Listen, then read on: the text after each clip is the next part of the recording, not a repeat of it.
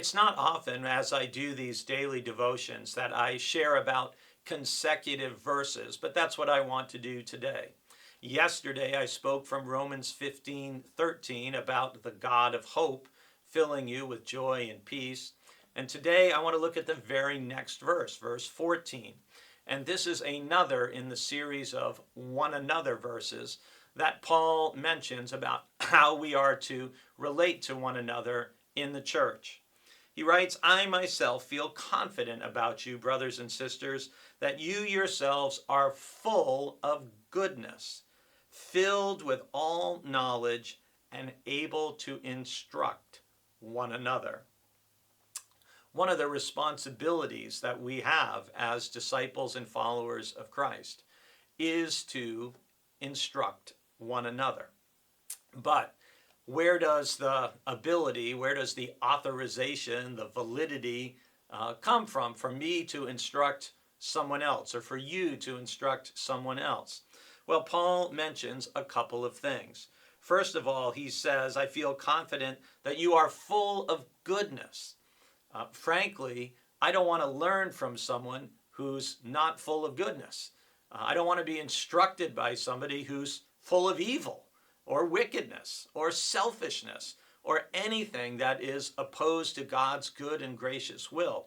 I don't want to be instructed by somebody who's lacking in all of the fruit of the Spirit. I don't care how much knowledge or how charismatic or how talented someone may be. I don't want to learn from someone if their character is poor or lacking.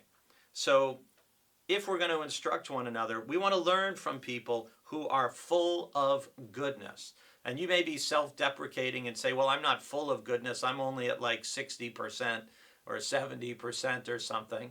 Well, that's part of what we're called to do, is we are called to grow in goodness because we're called to do good works that, as we read elsewhere in the New Testament, we were created to do. So we want to be people of goodness and filled with all knowledge. Well, you can't be filled with knowledge unless you exert some effort to learn and to grow. And I hope in a humble way that listening to these devotions on a regular basis, that's helping you understand God's Word a little bit better and how God's Word helps us to transform our lives and become more and more like Jesus steadily over time. But we have to be, if we want to be filled with knowledge, we need to study. We need to hear from God's Word. We need to listen to good material online. We need to read good books. So we're called to instruct one another, but we are to do it from a place of goodness in our heart, mind, and spirit. And we are to do it as we are equipped with knowledge, as we learn and grow.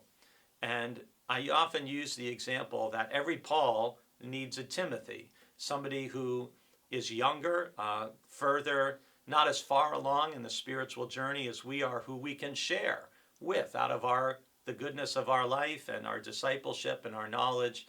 And every Timothy needs a Paul. We all benefit from having a mentor who's more mature, often and usually older, with more experience in the faith, who can guide and instruct us. Instruct one another. Who is your Timothy, who you are pouring into?